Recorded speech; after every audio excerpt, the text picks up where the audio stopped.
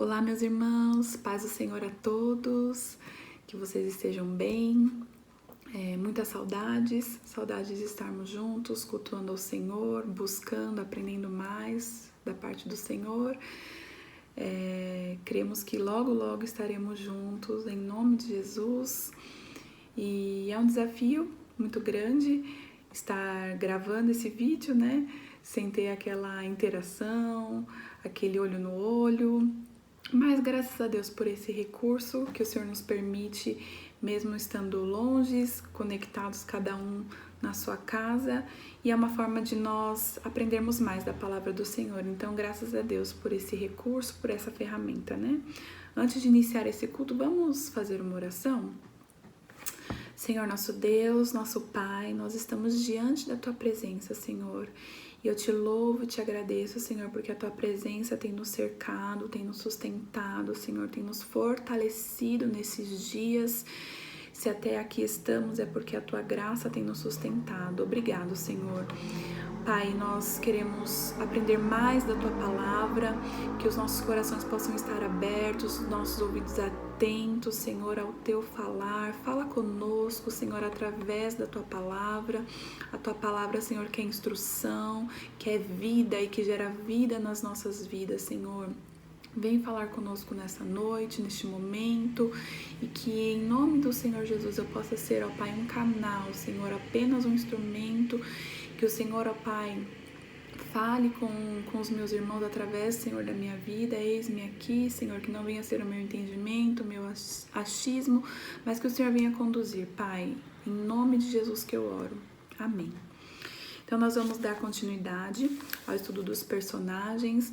Na aula passada, a diaconisa Sandra falou acerca de alguns juízes e nessa aula nós iremos falar de dois juízes, de Gideão e de Jefité, né? Então, para dar uma recapitulada na aula, né, anterior, juízes eram aqueles a quem Deus levantou para liderar o seu povo, né? O povo de Israel, após a liderança de Josué, eles ficaram sem um líder específico e o Senhor levantou os juízes. Foram, num período de 350 anos aproximadamente, cerca de 13 juízes.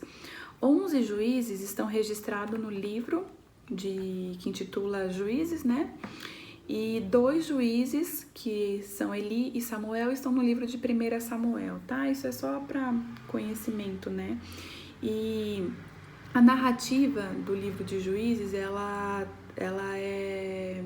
trata de um ciclo, né? De que Israel cai na apostasia, né? Adorando a outros deuses, se voltando para outros deuses. Deus envia um opressor, um povo inimigo. Israel se arrepende, clama ao Senhor por misericórdia, Deus envia um libertador, né, um juiz, então há paz e prosperidade, né, e então Israel cai novamente na apostasia e a gente vai ver esse ciclo, né, a gente vai ver o povo vivendo esse ciclo. E aqui no início da história de Gideão, a gente vê esse ciclo, né, em que Israel se apostatou, se voltou para outros deuses, mais uma vez foi infiel ao Senhor e está sofrendo a consequência da sua infidelidade, né, e a gente vê que Deus, ele, conforme diz a sua palavra, né, ele permanece fiel, por mais que nós sejamos infiéis, né, em 2 Timóteo 2,13 diz assim: se formos infiéis, ele permanece fiel, não pode negar a si mesmo, né? Então a gente vê o povo sendo infiel para com o Senhor, mas clamando por misericórdia e Deus demonstrando a sua fidelidade, né? A gente vai ver, vamos ler um pouquinho, eu gosto de ler bastante para que a gente venha testar na palavra do Senhor, né?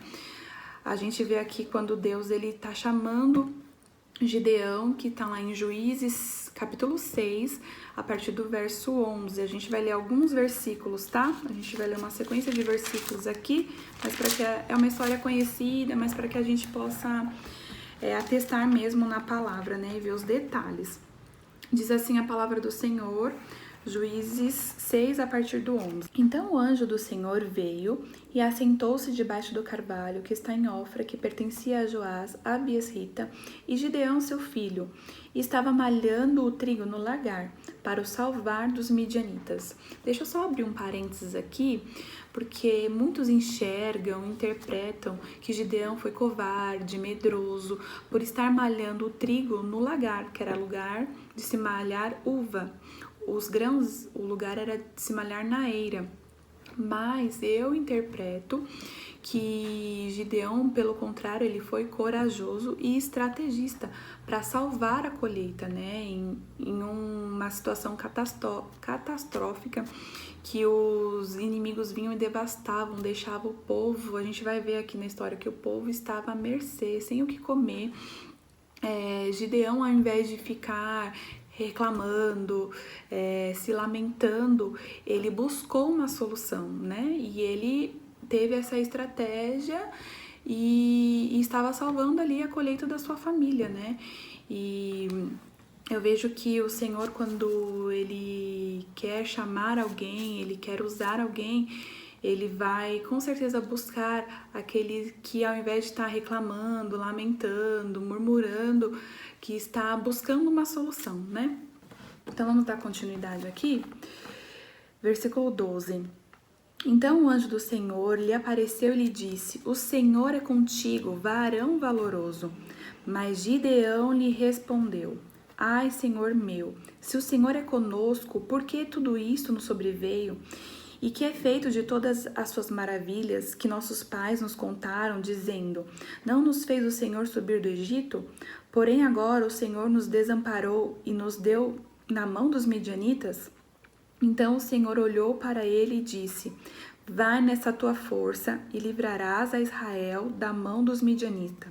Porventura não te enviei eu? E ele disse: Ai, Senhor meu, com que livrarei a Israel? Eis que a minha família é a mais pobre em Manassés, e eu o menor da casa de meu pai.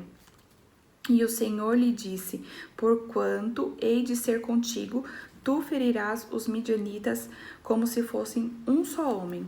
Deixa eu só abrir aqui outro parênteses, né? A gente vê aqui o anjo chamando Gideão, né? O anjo falando que Deus era com ele, que ele era um varão valoroso, e ao receber essa palavra, Gideão, ele olha para si e fala: ai, meu Senhor, quem sou eu? Olha, eu sou o menor, eu sou, enfim, né? Ele tem aquele excesso de humildade que, ao meu ver, se transforma em inferioridade, né? O pastor Francisco sempre fala isso, né? Já me falou bastante sobre o excesso de humildade. Cuidado com o excesso de humildade, com essa visão que você tem de si mesmo, né? Porque o excesso de humildade, na verdade, não é nem um excesso de humildade, né? Que se torna inferioridade, né? Essa visão que se torna inferioridade. A gente precisa ter uma visão correta de nós mesmos, né? Daquilo que nós somos em Deus, de quem nós somos em Deus, da nossa identidade no Senhor, né? E essa visão de Gideão já estava sendo um complexo de inferioridade, né? Então a gente tem que tomar cuidado com isso. Eu gosto muito de uma palavra de C.S. Lewis que fala sobre humildade, que humildade não é pensar menos de si, mas pensar menos em si. Então aqui Gideão, ele não estava sendo humilde, né? Ele estava, como eu disse, com excesso de inferioridade, né? Com uma visão errada de si mesmo. E isso pode até ser prejudicial, né? Aqui o anjo, ele teve que falar muito com ele, né? De levantar, de mostrar para quem ele era, né? Para aquilo que o Senhor tinha chamado. Então, fechando esse parênteses aqui, vamos continuar a leitura, né? No versículo 17, diz assim: E ele lhe disse: Se agora tenho achado graça aos teus olhos, dá-me um sinal de que és o que comigo falas. Rogo-te que daqui te não apartes, até que eu venha a ti e traga o meu presente, e o ponha perante ti. E disse: Eu esperarei até que voltes. E entrou Gideão e preparou um cabrito e bolos asmos de uma efa de farinha carne, pôs num açafate e o caldo pôs numa panela, e trouxe até debaixo do carvalho e lhe apresentou. Porém o anjo de Deus lhe disse: toma a carne e os bolos asmos e põe-nos sobre esta penha e verte o caldo, e assim o fez. E o anjo do Senhor estendeu a ponta do cajado que estava na sua mão e tocou a carne e os bolos asmos. Então subiu fogo da penha e consumiu a carne e os bolos asmos, e o anjo do Senhor desapareceu de seus olhos. Então viu Gideão que era o anjo do Senhor, e disse Gideão: Ah, Senhor Jeová, que eu vi o anjo do Senhor face a face. Porém o Senhor lhe disse: Paz seja contigo, não temas, não morrerás.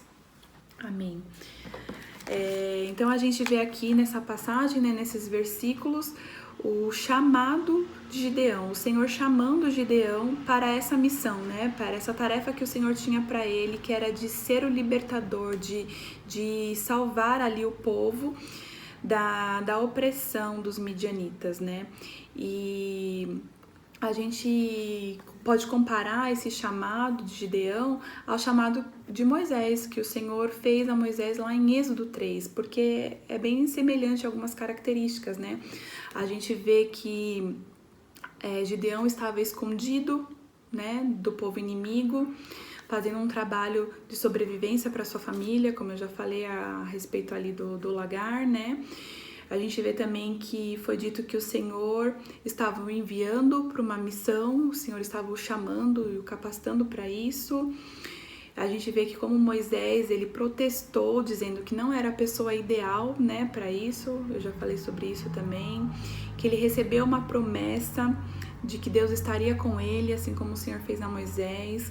E ele também recebeu um sinal para confirmar esse chamado, assim como Moisés também, né? Então a gente vê que o Deus que foi com Moisés ali no Êxodo, ele estava sendo novamente com o povo de Israel, mais uma vez, né? O Senhor, ele é longânimo, né? Ele estava mais uma vez ali levantando um homem, assim como ele fez com Moisés, ele estava levantando Gideão para libertar o povo, né? Assim como ele usou Moisés para libertar o povo dos egípcios, ele usaria Gideão para libertar da opressão dos medianitas, né? E algo também que a gente vê, que eu achei bem relevante para a gente falar aqui, sobre os testes que Gideão fez com o Senhor. A gente vê Gideão testando a Deus, e eu estudando vi que Deus também testou a Gideão, né? A gente vê Gideão, foram 3 testes, né, que Gideão pediu a Deus, que ele fez com Deus, podemos falar assim. O primeiro foi a questão do anjo, a gente já leu isso aqui nos versículos 17 e 22, que ele pediu para o anjo esperar, que ele ia lá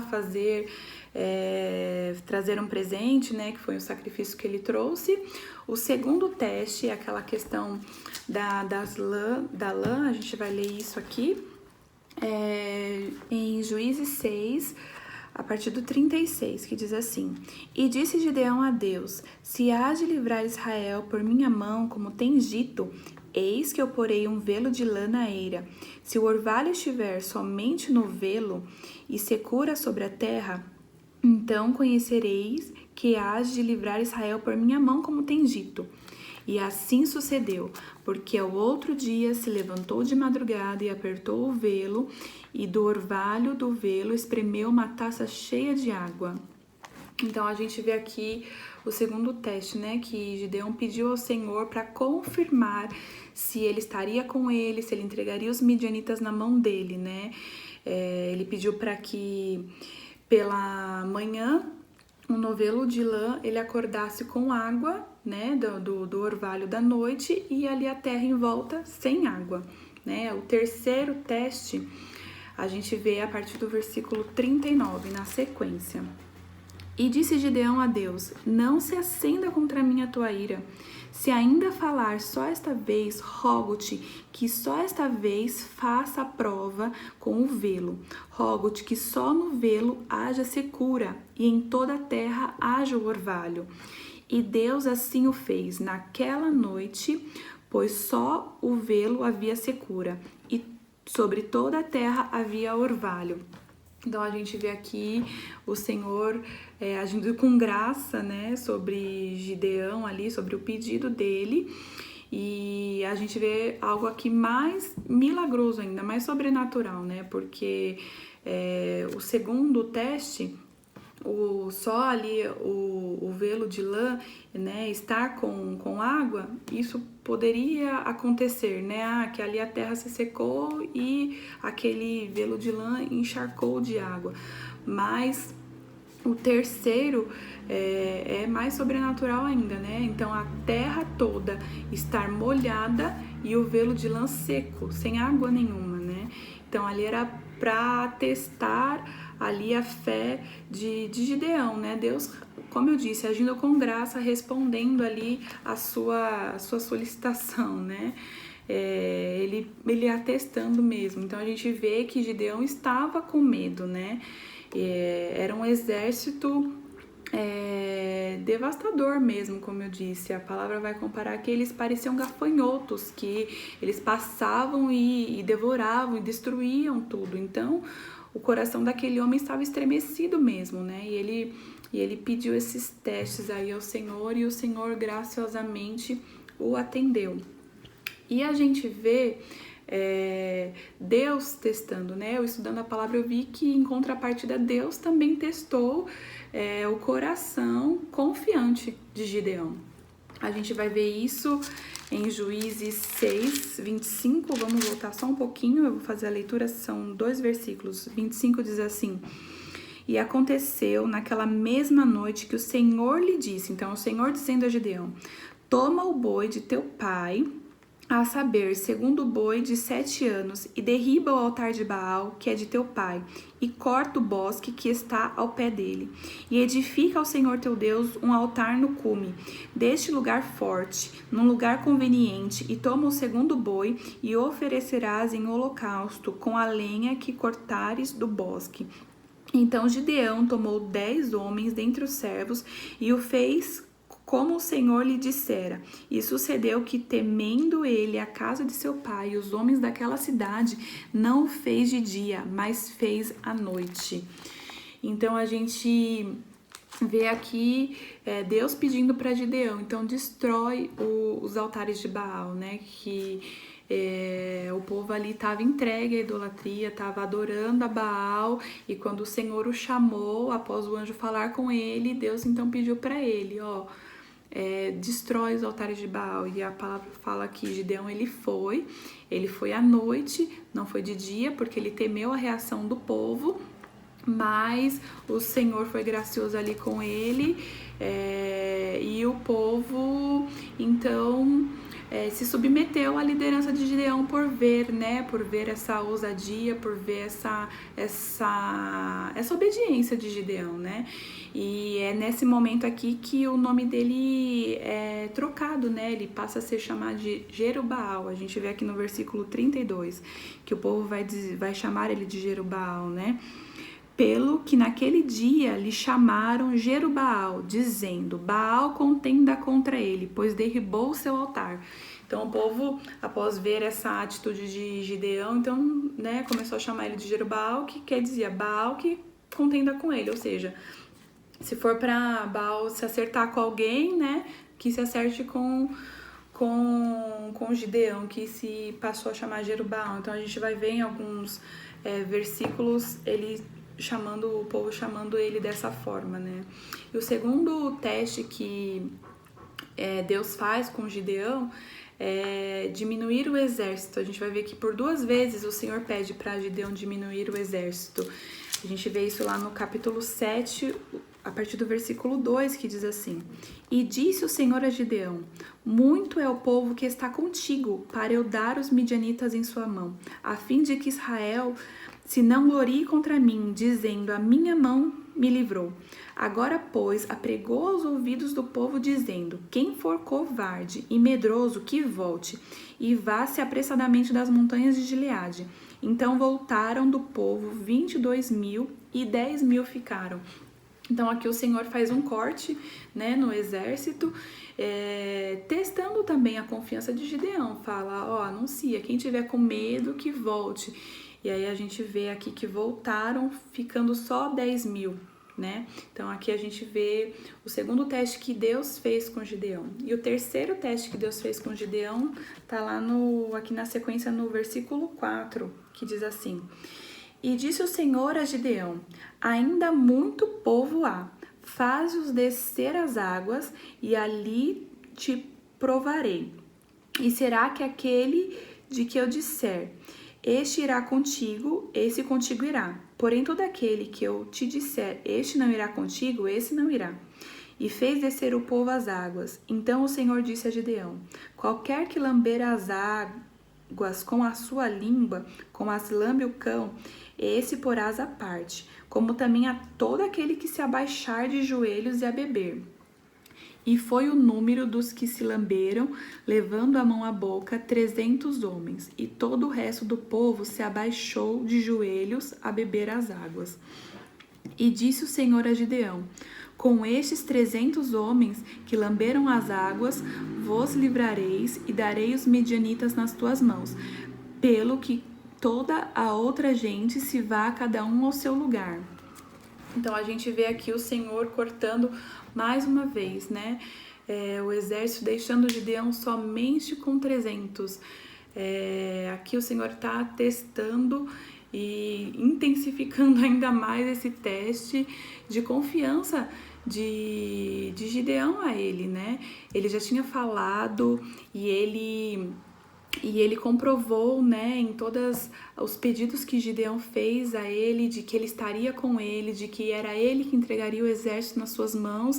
E aqui, então, em contrapartida, o Senhor testou também a confiança de Gideão na sua palavra, na sua promessa. E a gente vê que Gideão, ele foi obedecendo, ele foi crendo e realizando os testes que o Senhor fez com ele, né? Porque a gente vê aqui um relacionamento de reciprocidade, né? É uma troca, né? Enquanto o Senhor o chamou, eu vejo nesses testes um ambiente de reciprocidade. Gideão perguntando para o Senhor: eu posso confiar em você? Não indagando ao Senhor, mas o seu coração temia, né? O seu coração não estava com aquela fé fervorosa, né? E em contrapartida, o Senhor pedindo para Gideão demonstrar que confiava nele. Olha, eu estou com você, você confia em mim, né? Então demonstre isso, né? E Gideão, ele demonstrou, né? Ele obedeceu as solicitações que o Senhor fez a ele, né? Ele respondeu com fé, mas mesmo assim o seu coração estava pesaroso, estava temente, estava com medo. Essa é a verdade. O coração de Gideão estava com muito medo. Grande era o seu desafio à frente, né? Enfrentar aquele exército cruel. E o Senhor sabia disso, né? E a gente vê nos versículos à frente o Senhor agindo de tamanha misericórdia e amor com esse sentimento de Gideão, né? Em Juízes 7, a partir do versículo 9, diz assim: E sucedeu que naquela mesma noite o Senhor lhe disse: Levanta-te e desce ao arraial, porque o tenho dado na tua mão. E se ainda temes descer, desce tu e teu moço para o arraial, e ouvirás o que dize. Então se esforçarão as tuas mãos, e descerás ao arraial. Então desceu ele com seu moço Purá, até o extremo das sentinelas que estavam no arraial. E os midianitas e amalequitas e todos os filhos do Oriente jaziam no vale como gafanhotos em multidão, e eram inumeráveis os seus camelos, como a areia que há na praia do mar em multidão. Chegando, pois, Gideão, eis que estavam contando um homem ao seu companheiro um sonho, e dizia: Eis que um sonho sonhei. Eis que um pão de cevada torrado rodava pelo arraial dos medianitas, e chegava até as tendas, e as feriu, e caíram, e as transtornou de cima para baixo, e ficaram abatidas. E respondeu o seu companheiro e disse: Não é isto outra coisa senão a espada de Gideão, filho de Joás, varão israelita. Deus tem tem dado na sua mão os medianitas e a todos este arraial. E sucedeu que, ouvindo Gideão a narração desse sonho e a sua explicação, adorou e tornou ao arraial de Israel e disse: levantai-vos, porque o Senhor tem dado o arraial dos medianitas nas vossas mãos. A gente já vê outra postura aqui de Gideão, né? Através dessa... do que ele ouviu do próprio exército dos medianitas. Ele ouviu que teve um sonho ali, e isso não é nada mais, nada menos do que a intervenção às mãos do Senhor. E eu vejo um detalhe maravilhoso, como o Senhor ele é gracioso e amoroso ao se importar com o sentimento, né, do coração de Gideão. Ele viu que Gideão estava com medo e ele se importou e falou: não, se você precisa ter certeza, se você precisa né, dessa confirmação, eu vou te dar mais uma vez. Já tinha testado, já tinha correspondido a todos os testes que Gideão pediu, mas o Senhor ele se importa, né? Ele se importa com o nosso coração, ele vê a limitação, a fraqueza, né? Muitas vezes da nossa fé, e é Ele mesmo que acrescenta essa fé, né? E eu fico maravilhada de ver isso, por quantas vezes, como é maravilhoso a gente provar desse amor e dessa graça de Deus, dele se importar com aquilo que a gente está sentindo, né? De não bastar a gente já ter ouvido, mas o Senhor ainda demonstrar mais uma vez. E é dessa forma que esse Deus, ele se importa com aquilo que nós sentimos, com aquilo que nós estamos passando, tenha certeza disso. E foi totalmente diferente o levantar de postura de Gideão após essa graça do Senhor aqui para com a vida dele, né? E a gente, já para entrar aqui na conclusão de Gideão, a gente vai ver que ele conquistou, né, ele derrotou ali o exército inimigo de uma forma milagrosa, surpreendente, né, de uma forma linda, que tá aqui nos versículos seguintes, no versículo 16, que diz assim: então repartiu os 300 homens em 3 esquadrões e deu-lhes a cada um nas mãos buzinas e cântaros vazios com tochas nelas acesas. E disse-lhes: olhai para mim e fazei como eu fizer. E eis que chegando eu ao extremo do arraial, será que como eu fizer, assim vos farei. 18 também. Tocando eu e todos os que comigo estiverem a buzina, então também vos tocareis a buzina ao redor de todo o arraial e direis: pelo Senhor e Gideão. O versículo 20. Assim tocaram os 3 esquadrões as buzinas e partiram os cântaros, e tinham nas suas mãos esquerdas tochas acesas e nas suas mãos direitas buzinas que tocavam e exclamaram: espada do Senhor e de Gideão. E ficou-se cada um no seu lugar ao redor do arraial. Então todo o exército deitou a correr e gritando fugiram. Tocando, pois, os 300 as buzinas, o Senhor tornou a espada de um contra o outro, e isto em todo o arraial. E o exército fugiu. Só até aqui, né? Essa parte da história é bem conhecida também, mas é lindo ver como o Senhor, ele interveio, foi uma intervenção divina mesmo, né? Foi intervenção do Senhor nessa situação. Eram 300 homens que não tinha uma capacidade lógica de ir contra o exército, mas o Senhor, né, os confundiu e eles não usaram armas, né, eles usaram buzinas, cântaros e tochas, e o Senhor, para mostrar para Gideão, assim como ele disse, eu vou te entregar, né, sem você ter que ferir nenhum homem. E foi assim que o Senhor o fez, né, porque o Senhor é fiel e é maravilhoso. E então a gente vê, né, que Deus entregou os midianitas na mão de Gideão, assim como ele prometeu. O que a gente aprende com Gideão? O que a gente aprende com essa ação, né? Que a soberania divina, ela depende de uma responsabilidade humana. O que a gente aprende com Gideão, né? E com essa história, que a soberania divina e a responsabilidade humana, elas caminham de mãos dadas, né? De que o Senhor, ele decide, ele escolhe, ele capacita, ele faz da forma que ele quer, ele confunde a lógica, mas a nossa resposta, né, precisa ser uma resposta em fé, né? E a gente precisa honrar com o chamado do Senhor, respondendo em fé, né? E entregando o controle a Ele, assim como a gente vê a Gideão agindo dessa forma, né? Vamos caminhar aqui pra gente ir pro outro personagem, que é Jefité. E a Bíblia vai nos falar sobre ele lá no capítulo 11 de Juízes. E ele já vai iniciar a história de Jefité, já vai anunciar aqui mostrando a sua marca, né? Vamos ler aqui pra gente entender um pouquinho melhor. Juízes 11, o versículo 1, que diz assim: Era então Jefité, o gileadita, valente e valoroso, porém filho de uma prostituta. Mas Gileade gerara Jefité.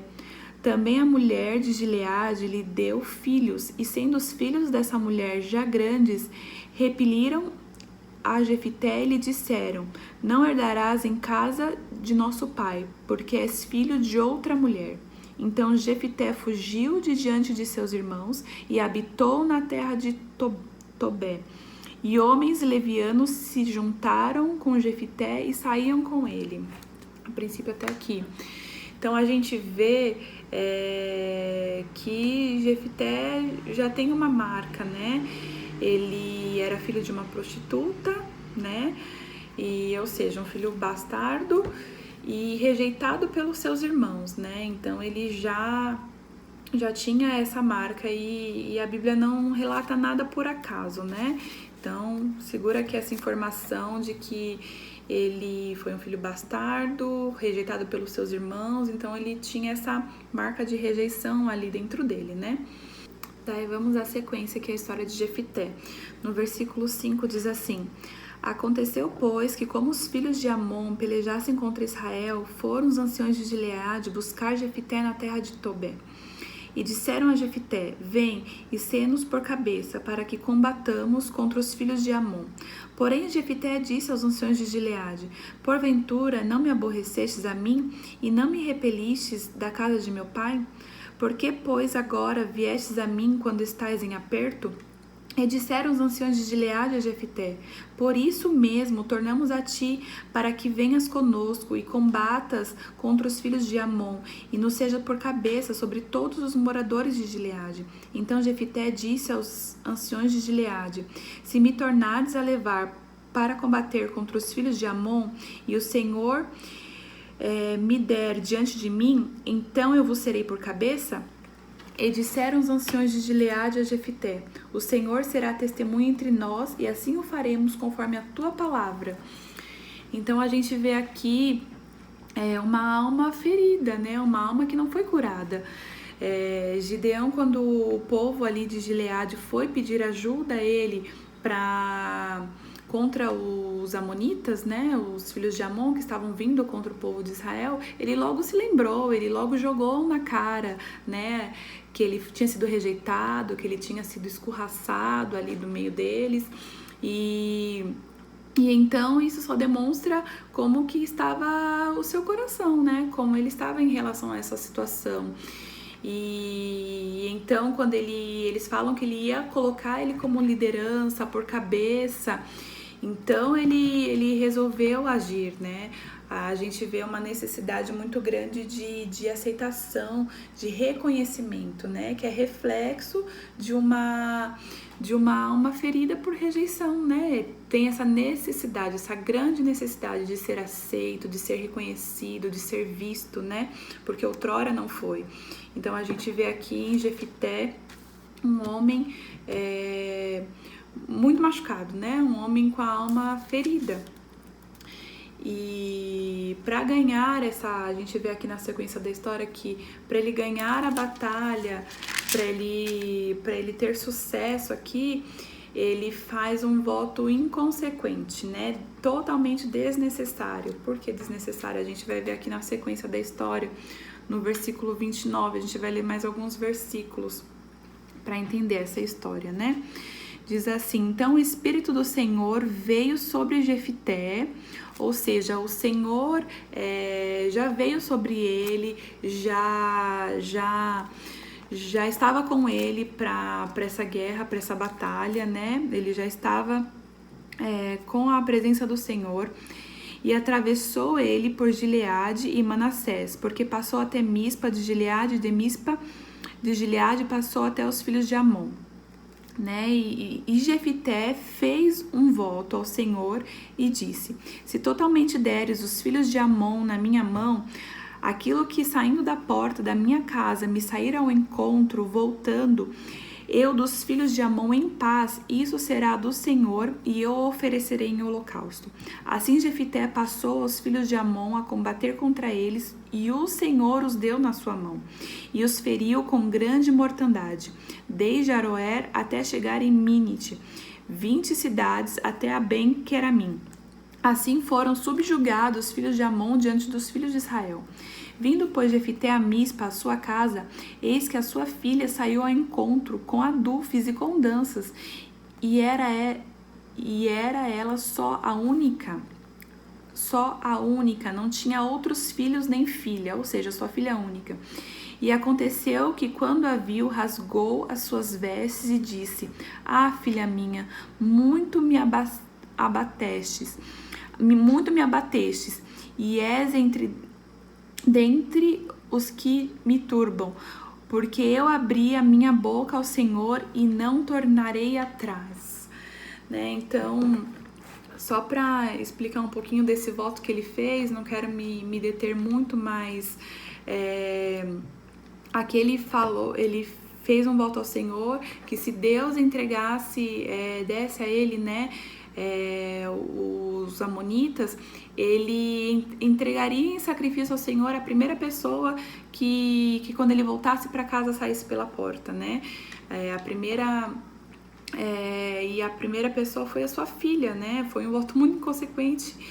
E aí aqui nos versículos abaixo, só para explicar um pouquinho essa questão, a nossa visão, até conversei um pouco com o pastor Francisco sobre isso, sobre a nossa visão sobre este voto, né? Que a sua filha pede para chorar a sua virgindade durante 2 meses e fala que ela retornou, que então ela não conheceu o varão. Então a gente entende, né? A gente acredita nessa linha de interpretação de que ele não a sacrificou, não foi um sacrifício humano literal, até porque pela lei mosaica não era um sacrifício aceito, um sacrifício humano não é um sacrifício aceito, né? Mas que ele entregou a sua filha a serviço, né? Que ela não casou, não teve filhos, mas que ele entregou a vida dela total ao serviço do Senhor, né? Só para explicar essa questão aqui do cumprimento do voto, porque ele fala: eu não vou poder voltar atrás com a minha palavra, então ele cumpre o voto, mas não dessa forma literal, né? Não que ele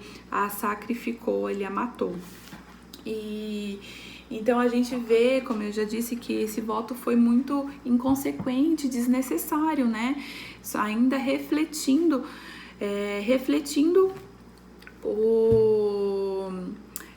a alma ferida de Jefité, né? Porque não tinha necessidade nenhuma. No versículo 29 vai dizer que o Senhor, o Espírito do Senhor veio sobre ele, que era o Senhor que estaria à frente, mas ele tinha essa grande necessidade, né, de fazer, de ser reconhecido, de colocar as suas mãos, de precisar ter um reconhecimento. Soa muito um barganhar com Deus, né? Eu faço esse voto se o Senhor fizer isso, e não tinha necessidade nenhuma, né? Mostra mostra como estava o seu coração, né? E o que eu aprendi, né? O que o Senhor veio ministrando no meu coração enquanto eu estudei sobre Jefité, eu vi a sua história, de que uma alma não curada, né? Ela gera ações e escolhas desastrosas. Ele teve essa ação totalmente desastrosa, inconsequente e que foi totalmente desastrosa, né? E o efeito dela na sua vida, na sua família, né? Então nós precisamos nos achegar a Deus com um coração contrito e um coração disposto a reconhecer as nossas debilidades, as nossas fraquezas, aquilo que nós precisamos ser curados, para que nós possamos ser servos melhores, para que nós possamos ser líderes melhores, para que nós possamos ser pais melhores, filhos melhores, para que nós possamos ser melhores nas mãos do Senhor, né? E o nosso Deus, Ele está disposto a nos curar. É necessário que a gente chegue a Ele reconhecendo, né? Que a gente chegue a Ele abrindo o nosso coração para que nós possamos ser transformados pelo Senhor, né? Então, rapidamente aqui para nós concluirmos, né, esse estudo, olhando para a vida de Gideão, olhando para a vida de Jefité, porque essa é a intenção da gente estudar os personagens, é olhar para eles, aprender com eles, muitas vezes nos identificar com eles, olhar para eles e falar o que eu vou olhar para ele, vou falar, eu quero ser como ele, ou eu vou olhar para a história de um personagem e vou falar, eu não quero ser como ele, o que eu posso fazer diferente, né? Os dois são dois homens de Deus. A gente vê os dois sendo mencionados na galeria da fé, lá em Hebreus, eu não vou ler, mas está lá em Hebreus 11, versículo 32, os dois, tanto Gideão como Jefité, estão sendo citados como homens que eles são listados, né, como homens que tiveram fé, né, que responderam ao chamado do Senhor. E a gente vai olhar para esses homens com suas imperfeições, com as suas falhas, e como eu já disse, olhar para eles, muitas vezes nos identificar e ver aquilo que podemos melhorar, né? Então a gente olha para esses dois homens e a gente aprende, né? A gente olha para Gideão e a gente aprende a crer e a responder em fé, a responder com responsabilidade o chamado que o Senhor nos fez, aquilo que o Senhor está comissionando as nossas vidas. E com certeza o Senhor, Ele tem chamado, Ele tem promessa para cada um de nós, e que a gente possa responder em fé, né?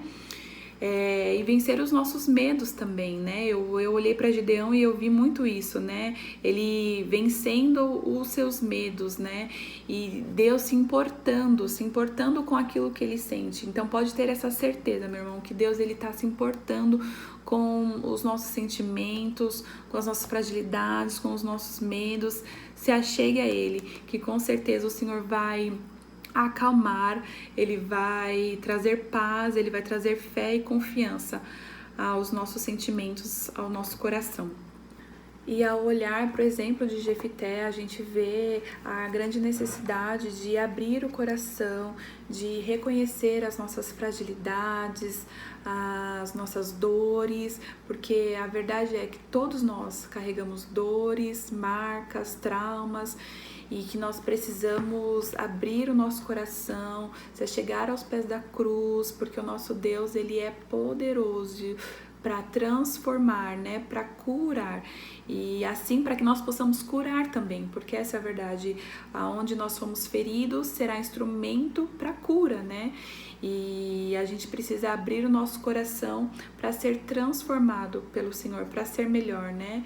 Foi isso que ficou muito forte, eu olhar para este homem de Deus, Jefité, que teve sim, né, suas escolhas, suas ações baseadas numa dor, numa ferida, e que sofreu também as consequências disso. Mas se nós nos achegarmos ao Senhor com o nosso coração contrito, buscando mesmo e reconhecendo, olha, eu sou assim, eu sinto isso, eu penso isso, aconteceu isso, nós seremos transformados e nós seremos curados para curar, né? Amém? Que esse estudo possa ter abençoado a sua vida, assim como abençoa a minha. Que Deus te abençoe e que Ele nos use cada vez mais para a glória dele. Amém? Um abraço a todos.